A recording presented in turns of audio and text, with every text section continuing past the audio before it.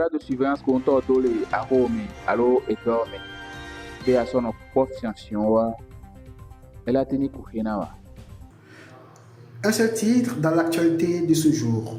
Installer une caméra de surveillance semble être un geste simple pour se protéger. Pourtant, au regard de l'IPDCP, cela peut vite devenir un casse-tête juridique. Non-respect du consentement, stockage abusif des images ou défaut de déclaration. Sans le savoir, beaucoup d'utilisateurs se mettent hors la loi. Alors, comment éviter que votre système de sécurité ne se retourne contre vous? Élément de réponse dans cette interview. L'IPDCP, c'est le sigle, ça veut dire Instance de protection des données à caractère personnel. Les données à caractère personnel, c'est toute information qui permet, directement ou indirectement, d'identifier une personne physique. Que ce soit le nom de la personne, ses images, ses empreintes, les coordonnées, l'adresse IP même, qui peut être avec d'autres informations qui peuvent permettre d'identifier, même les plaques d'immatriculation d'un véhicule d'une personne, ça peut permettre d'identifier cette personne. Donc la notion, elle est vraiment large. Donc cas par cas, on trouvera les éléments, tous les indices qui permettent d'identifier une personne sont considérés comme des données à caractère personnel. Alors, l'installation des dispositifs de vidéosurveillance est soumise à une déclaration préalable. C'est ce que la loi appelle les formalités préalables. Donc, en principe, avant de procéder à la collecte, au traitement, au stockage, à l'utilisation, à la transmission des données à caractère personnel, vous devez accomplir ces formalités auprès de l'autorité de régulation, l'autorité de contrôle, qui est l'IPDCP. Et donc, la déclaration vous permet de mettre en conformité votre traitement, de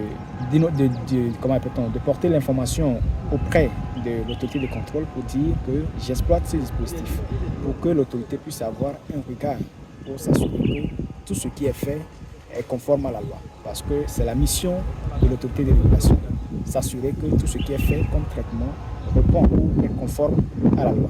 Et derrière, quand vous faites la déclaration, on vous donne un récépissé. C'est le récépissé en principe qui vous donne l'autorisation de commencer à mettre en œuvre votre traitement. Et après, vous avez aussi ce qu'on appelle le pictogramme.